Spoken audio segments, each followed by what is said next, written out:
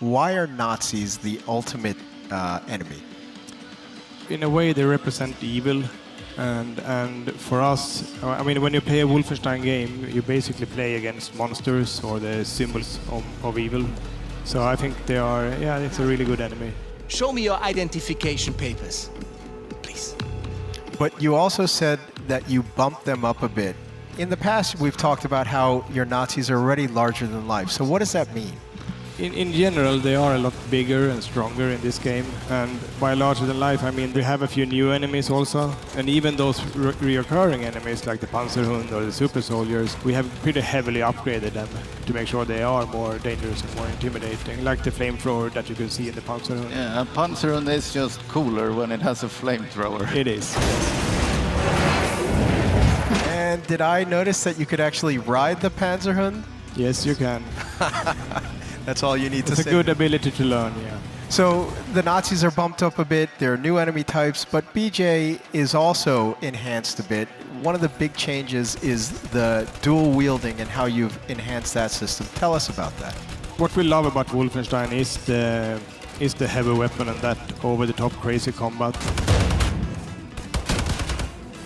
Basically, we have overhauled the entire player, and we have focused a lot on freedom and the ability to move around and control yourself in combat.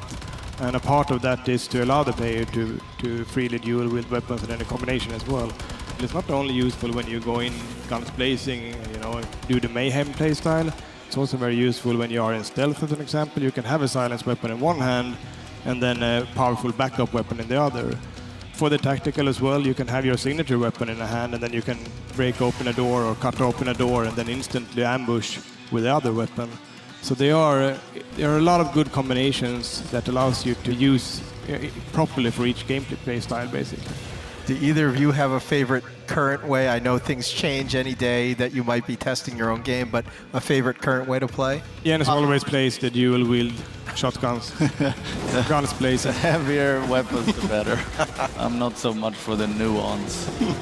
Speaking of an unnuanced weapon, you also introduced the hatchet. It's the new melee weapon. Why a hatchet first? Because there's a fictional reason as well, or there's story-based reason as well for the hatchet beam. For me, the main reason was to have something that a little bit more powerful than the knife we had in the order. So it makes a little bit more sense now when the enemies are a bit bigger as well. It's just a bit more powerful to take an enemy down with the hatchet. Also to throw the hatchet, of course. And the hatchets are readily available in the world, I think you mentioned to me. It's something that's a good thing with it, because you can place a fire hatchet in a small cabinet basically anywhere, even if it's in a submarine or if it's in a cigar shop in New Orleans. It doesn't really matter, it fits. So there will be a lot of hatches to find.